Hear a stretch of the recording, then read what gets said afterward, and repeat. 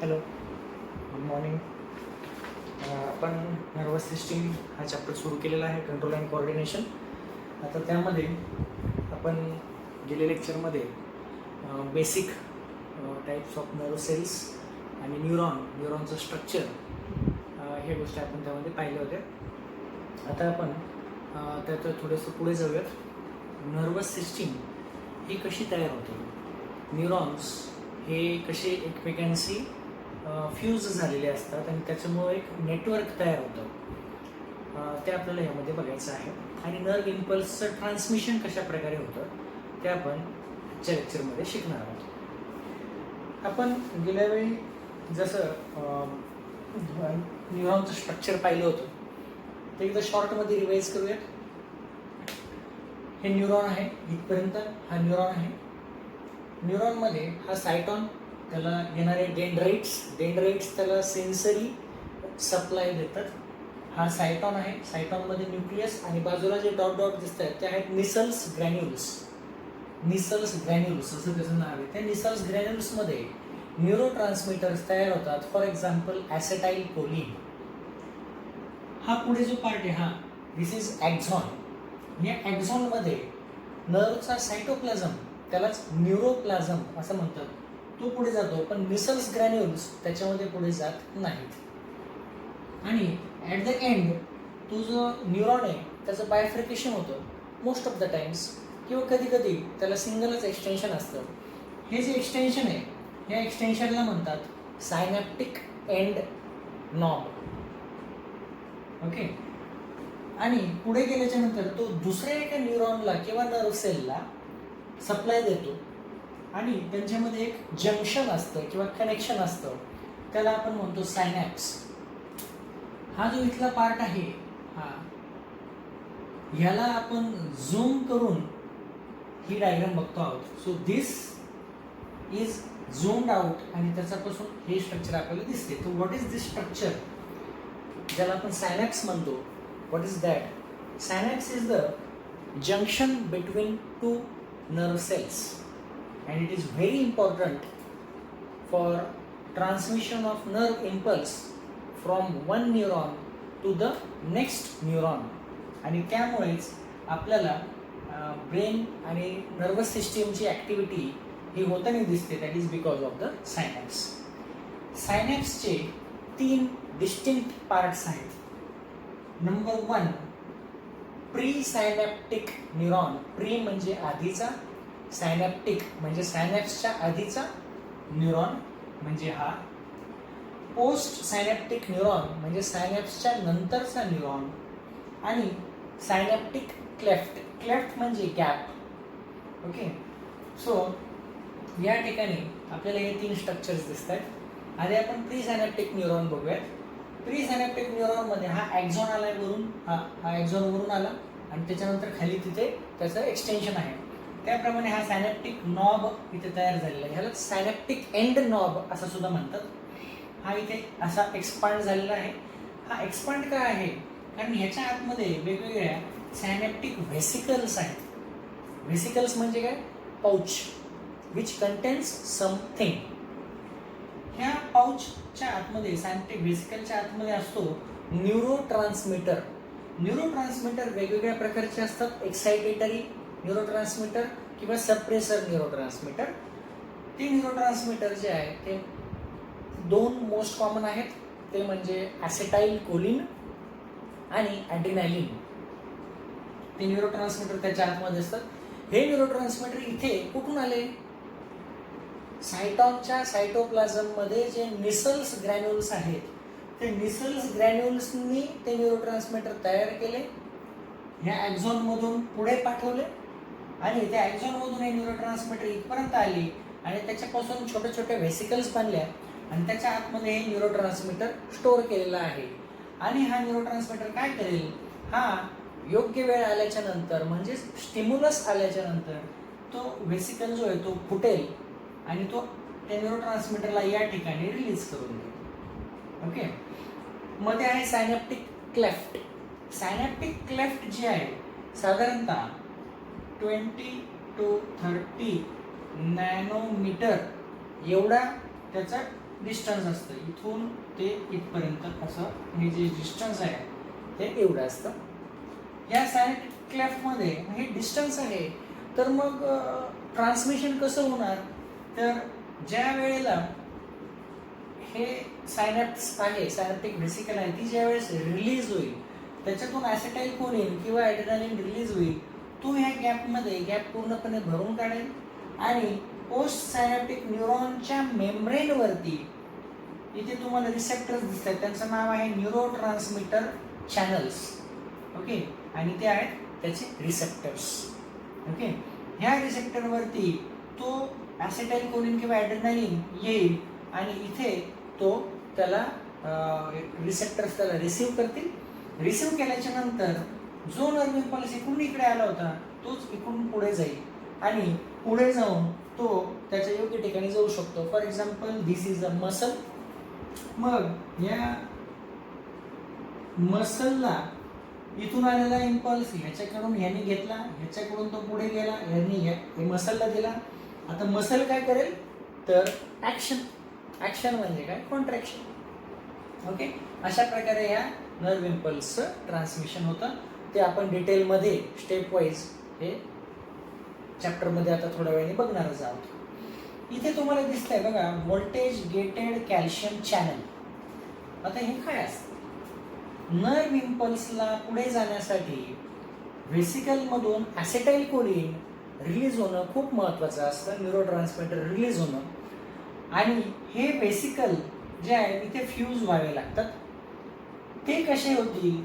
ज्या वेळेस त्यांना कॅल्शियम भेटेल, कॅल्शियम आयन्स भेटतील, त्याच वेळेला ह्या व्हेसिकल ज्या आहेत त्या इथे येऊन रप्चर होणार आहेत. ओके, आणि त्यामुळे ह्या कॅल्शियमचं आपल्याला खूप महत्त्व आहे.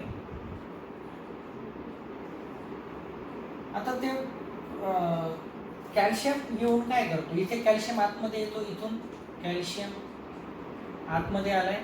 कॅल्शियम आतमध्ये आला की ही व्हेसिकल या इथं फ्यूज होते.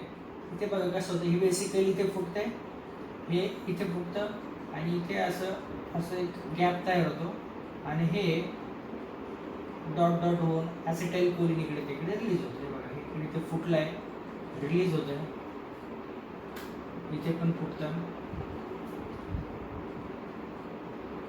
अशा प्रकारे हे ॲसिटाइल कोलिनने ह्या गॅप जो आहे 20 to 30 नॅनोमीटर्सचा तो भरून काढलेला आहे with the help of calcium. जर कॅल्शियम नसता तर हे कधीच झालं नसतं. ओके, सो कॅल्शियम या ठिकाणी महत्त्वाची भूमिका बजावतं.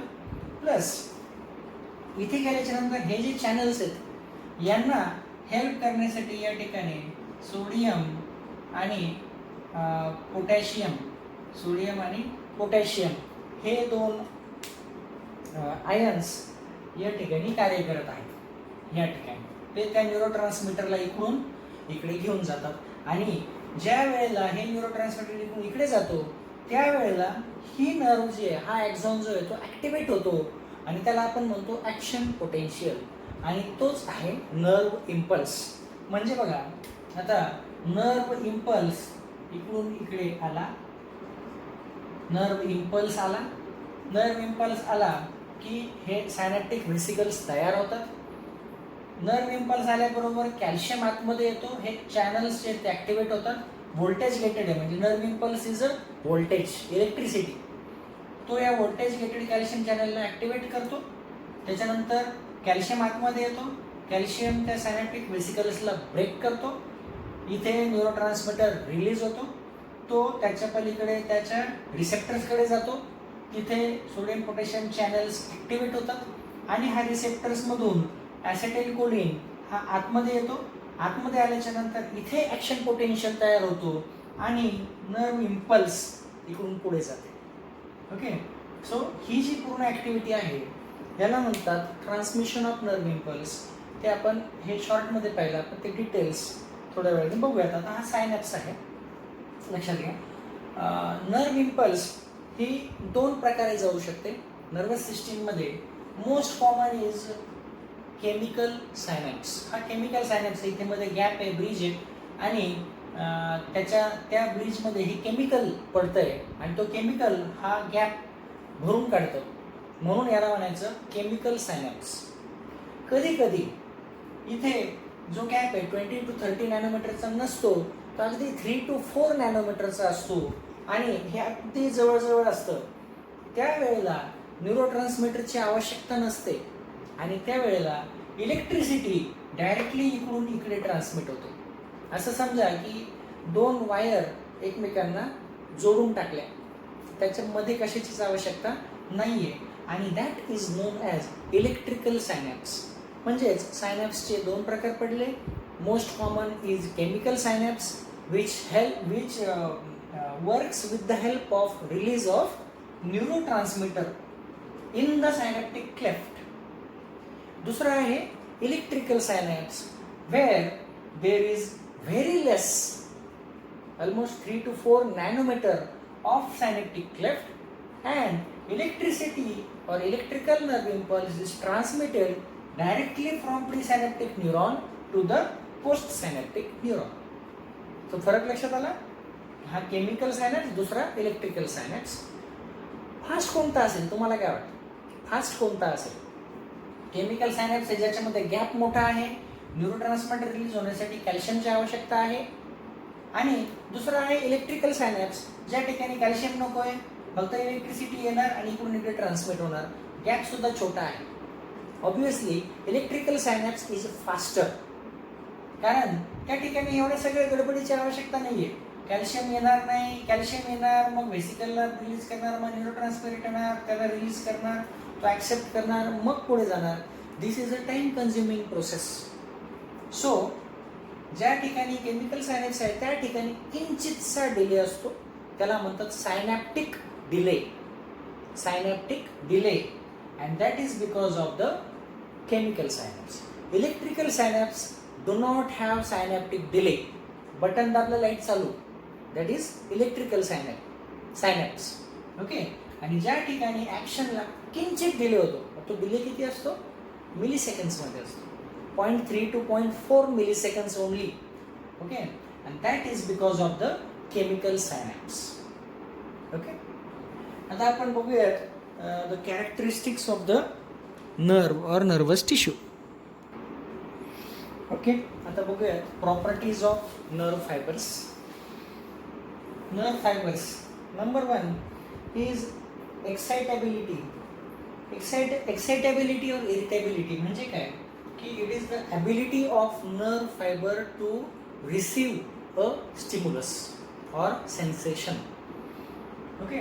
आणि ह्या सेन्सेशन येण्यामुळे त्या नर्व फायबरच्या इलेक्ट्रिकल और पोलॅरिटीमध्ये, म्हणजे पोलॅरिटी म्हणजे पॉझिटिव्ह निगेटिव्ह, याच्यामध्ये काहीतरी चेंज होतो. This is known as excitability और इरिटेबिलिटी. दुसरं आहे कंडक्टिव्हिटी. कंडक्टिव्हिटी म्हणजे ability of the nerve fibre to conduct और ट्रान्समिट द एक्साइटेशन और irritation through the axon to the next nerve fibre. This is conductivity. Stimulus. What is a stimulus?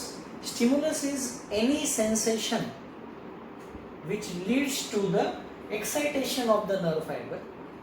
हा stimulus जो आहे, when it is sufficient to cause excitation, sufficient, just sufficient, it is known as threshold stimulus. Threshold म्हणजे काय? एक particular level ज्यानंतर तो stimulus त्या नर्वला excite करू शकतो. This is known as threshold stimulus. दुसरा आहे सबलिमिनल म्हणजेच वीक स्टिम्युलस.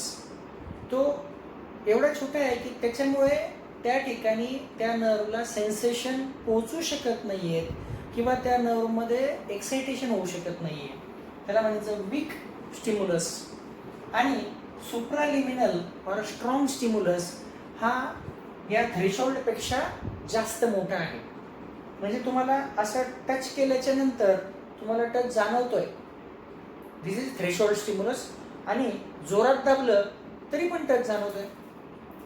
सो जो जोराचा आहे दॅट इज स्ट्रॉंग और सुप्रालिमिनल, आणि जो वीक आहे एकदम feather like that is subliminal, आणि जो अप्रोप्रिएट आहे और एक्झॅक्ट आहे that is threshold stimulus. Summation म्हणजे बेरीज. ज्या वेळेला मेनी वीक और subliminal stimuli given in succession, then they will accumulate in power to produce a stimulus or excitation. म्हणजे खूप सारे सबलिमिनल स्टिम्युलाय एकत्र केल्यावर आपल्याला समेशन इफेक्ट दिसतो आणि नर्व मध्ये एक्साइटेशन दिसतं. All or none law. All or none law म्हणजे काय की nerve will transmit the impulse completely or not at all.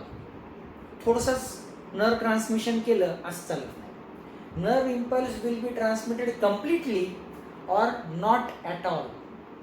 खाईल तर तुपाशी नाही तर उपाशी. That is the all or none law.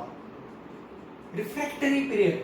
Refractory period म्हणजे काय, एकदा या नर्व मधून एकदा इम्पल्स इकडून निघाला आणि इथे पोहोचला की किती कालावधीनंतर that nerve will become available for the next impulse or next stimulus is known as refractory period.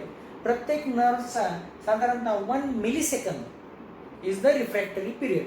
म्हणजे 1 मिलीसेकंदच्या आत जर दुसरा स्टिम्युलस आला तर नर्व त्या स्टिम्युलसला ट्रान्समिट करत नाही किंवा त्याच्याकडे लक्ष देत नाही. Okay, so the gap between 2 successive stimuli should be at least 1 millisecond. जर त्याच्या आत आला तर रिफ्रॅक्टरी पिरियड म्हणजे त्याच्यामध्ये तो स्टिम्युलस ट्रान्समिट होणार नाही. सायनॅप्टिक डिले तुम्हाला सांगितलं मी बघा. सायनॅप्स आहे, सायनॅप्समध्ये न्यूरोट्रान्समीटर पडतो, कॅल्शियम येतो, न्यूरोट्रान्समीटर पडतो आणि तो पुढे जातो, रिसेप्टर त्याला रिसीव्ह करतात आणि मग पुढचे नर्व स्टिम्युलेट होते. दिस process text at least 0.3 to 0.5 milliseconds in the chemical synapse. This is known as synaptic delay or delay in the synapse because of the chemical neurotransmitter. Synaptic fatigue. ज्या वेळेला त्या सायनॅप्टिक knob मधला व्हेसिकलच्या आतमधला न्यूरोट्रान्समीटर संपून गेला, एवढा वेळ स्टिम्युलस आला परत परत परत परत आला की आता त्या ठिकाणी स्टिम्युलसच पोहोचत नाही. म्हणजे स्टिम्युलस येत राहतोय पण न्यूरोट्रान्समीटरच संपून गेला त्या नर्व मधला. दिस is known as synaptic fatigue. आता ती नर्व तो स्टिम्युलस ट्रान्समिट करू शकत नाहीये. म्हणजेच काय तर सेन्सेशन कमी झालेलं आहे तात्पुरतं. This is known as synaptic fatigue म्हणजेच थकवा. Nerve has become exhausted because neurotransmitter is now over or empty. Velocity of the nerve impulse. Nerve impulse इथून एकदा निघाली की ती इथपर्यंत पोहोचायला त्याला किती वेळ लागतो त्या नर्व मधून जाण्यासाठी. ओके, त्याला म्हणायचं स्पीड ऑफ द और velocity of the nerve impulse. Nerve impulse जो आहे तो मीटर्स पर सेकंद मध्ये मोजला जातो. व्हॉलंटरी फायबर्स जे आहेत, व्हॉलंटरी मसल्सचे जे फायबर्स आहेत त्याचा स्पीड ऑब्व्हियसली जास्त असतो, साधारणतः 100 to 120 मीटर्स पर सेकंद. आणि जे ऑटोनॉमिक और इनव्हॉलंटरी फायबर्स आहेत त्याचं स्पीड मात्र कमी आहे, खूपच कमी आहे, 10 to 20 मीटर्स पर सेकंद एवढा आहे. त्याच्यानंतर ह्या व्हॉलंटरी फायबर्सपैकी सुद्धा कोणामध्ये फास्टर आहे तर जे लॉंग अँड थिक नर्व्स आहेत किंवा मेडुलेटेड म्हणजेच ज्याच्यावर मायलिन शीथ असतं त्या नर्व फायबर्समध्ये हा स्पीड जास्त आहे.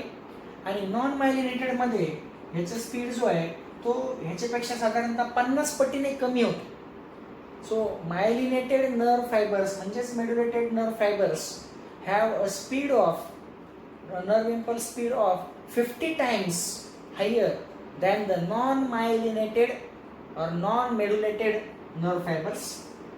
And lastly, homeothermic organisms like humans and birds have higher speed or velocity of the nerve impulse than the poikilothermic. Poikilothermic म्हणजे कोण? फिश, स्नेक्स म्हणजे रेप्टाइल्स, amphibians. हे झाले poikilothermic आणि birds and mammals are homeothermic.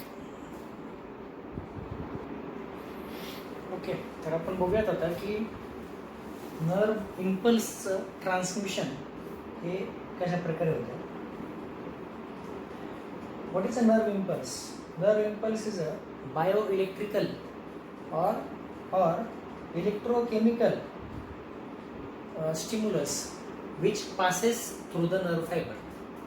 आणि या वेळेला ही nerve मधून जो इम्पल्स जातो तो कशा प्रकारे जातो ते आपण बघूयात. दिस ही लाईन पासून okay this is an axon of the nerve fibre. ह्या ॲक्झॉन मध्ये तुम्हाला दिसतंय प्लस मायनस डायग्राम पूर्ण बघून घ्या. आणि आता आपण बघू की ट्रान्समिशन कसं होतं. Focus on this part. याचे 3 पार्ट आहेत नर्व इम्पल्स ट्रान्समिशनचे. फर्स्ट पार्ट, सेकंड पार्ट आणि थर्ड पार्ट. आणि हे सायकल रिपीट होतं. Okay so focus on this part, ह्याच्या इकडचा part. When the nerve is in the resting phase, ज्या वेळेला नर्वला कुठलाच स्टिम्युलस भेटत नाहीये, ॲट दॅट टाइम नॉर्मली ही नर्वची आतली बाजू आहे आणि ही बाहेरची बाजू आहे. नॉर्मली त्यावेळेला बाहेरून प्लस चार्ज असतो, पॉझिटिव्ह चार्ज, आणि आतमधून निगेटिव्ह चार्ज असतो. हा पॉझिटिव्ह आणि negative charge why it is there? Because outside of the nerve fibre there is high concentration of the sodium and low concentration of potassium and others. But inside the nerve fiber there is high concentration of potassium, then proteins which are negatively charged, as well as nucleic acids which are also negatively charged. Because of this the internal environment of the nerve fiber has negative charge. Okay तर आपल्याला इथे दिसतंय की बाहेर positive आणि आतमध्ये negative. आता तुम्हाला आठवत आहे हा सेल आहे. Okay cell has positive charge at one end and negative charge at the other end. This is known as polarity or polarization. Okay so it shows that there is positive charge on the outer side of the membrane and negative charge on the inner side of the membrane. This is known as polarized state of the nerve fiber, which is normal at the resting nerve fiber.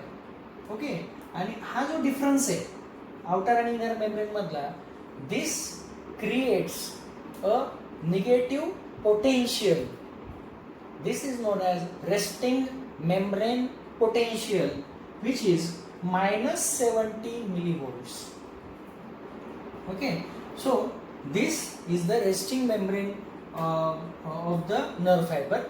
आणि हा negative charge हा कसा maintain केला जातो, किंवा हाय sodium outside and low sodium inside and high potassium inside, हे कसं maintain केलं जातं.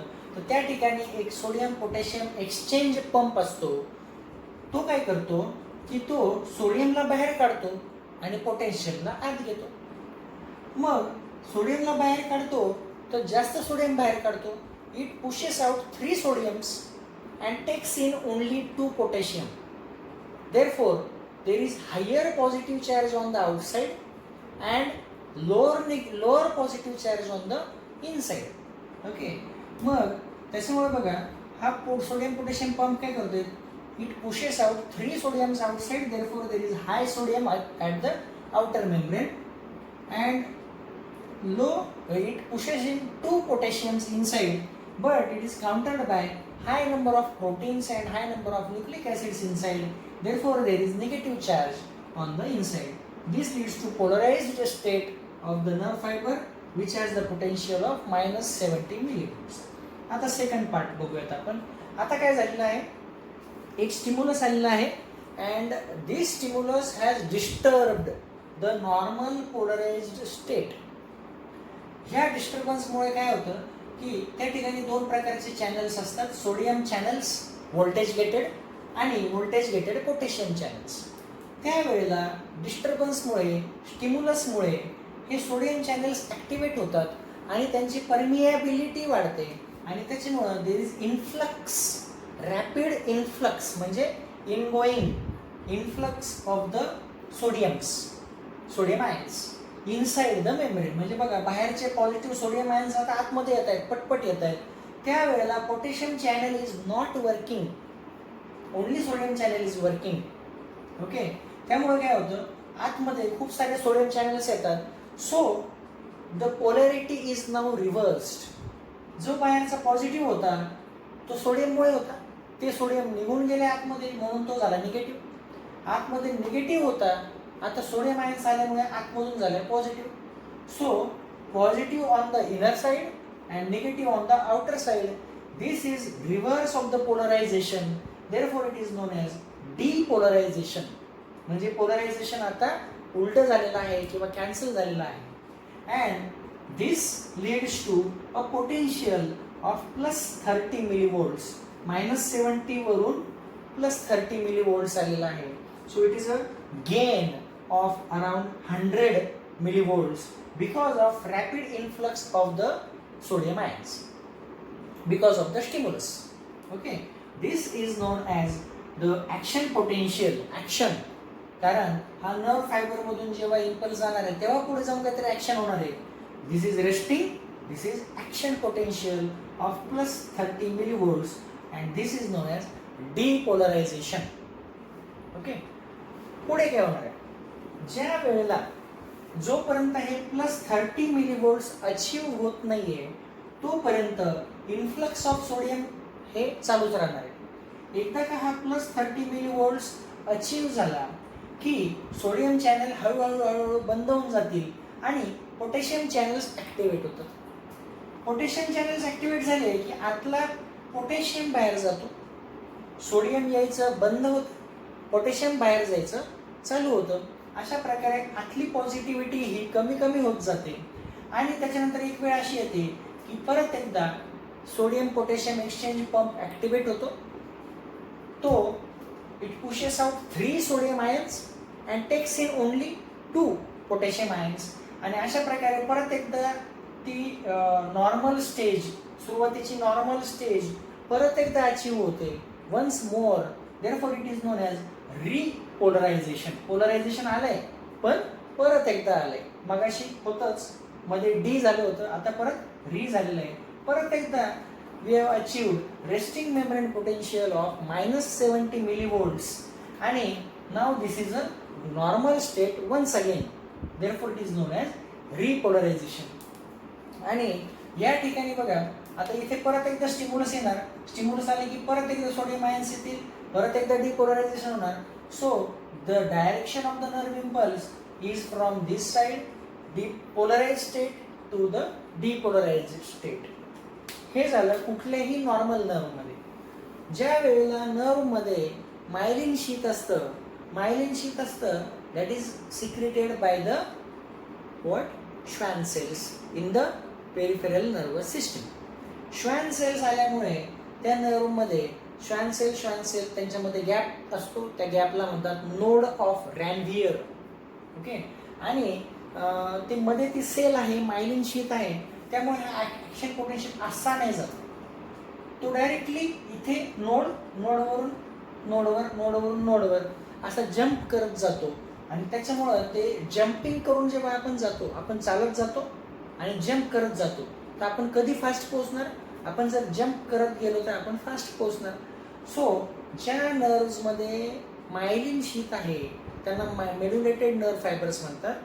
दे have faster transmission of the nerve impulse and the speed is around 100 to 120 metres per second. आणि ज्या ठिकाणी ऍक्शन पोटेन्शियलला चालत जायचं आहे, ज्या ठिकाणी मायलिन शीथ ॲब्सेंट आहे, त्या ठिकाणी the speed of the or velocity of the nerve impulse transmission is around 10 to 20 metres per second.